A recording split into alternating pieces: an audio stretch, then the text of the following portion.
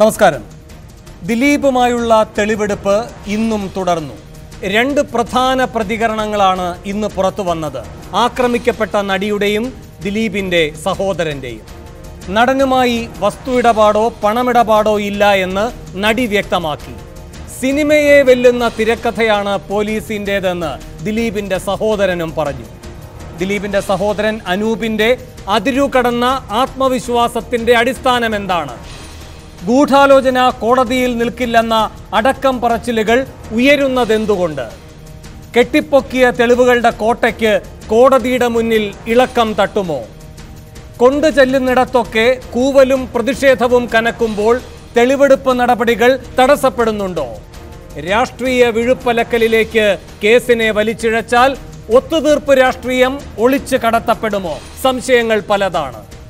തെളിവെടുപ്പ് പൂർത്തിയാകെ തിരിഞ്ഞുകൊത്താത്ത നീക്കം നടത്താൻ പോലീസ് പ്രാപ്തി നേടിയോ എന്ന സംശയം ഉയരുമ്പോൾ 6 ചോദ്യങ്ങളാണ് സൂപ്പർ പ്രൈം ടൈം ചോദിക്കുന്നത്.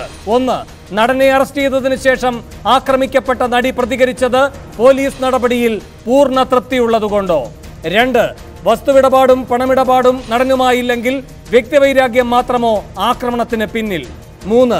നടിയുടെ വിശദീകരണത്തിന് വില കൽപ്പിക്കേണ്ടതുകൊണ്ട് ഭൂമി ഇടപാടുകളിലേക്ക് അന്വേഷണം കടക്കുമോ? 4. നടനെ അറസ്റ്റ് ചെയ്തത് പോലീസ് തിരക്കഥയെന്ന് സഹോദരൻ പറയുന്നതിന്റെ പിന്നിലെന്ത്? 5. വരാനിരിക്കുന്നത് തിരിച്ചുള്ള നടപടിയെന്ന് സഹോദരൻ സൂചിപ്പിക്കുന്നത് വെല്ലുവിളിയുടെ സ്വരത്തിലോ? 6. കലാഭവൻ മണിയുടെ ദുരൂഹ മരണത്തിൽ നടനും കൂടി ഉൾപ്പെട്ട ഇടപാടുകൾ പരിശോധിക്കണോ? ഈ ചോദ്യങ്ങൾക്കുള്ള ഉത്തരം തേടുകയാണ് സൂപ്പർ പ്രൈം ടൈം.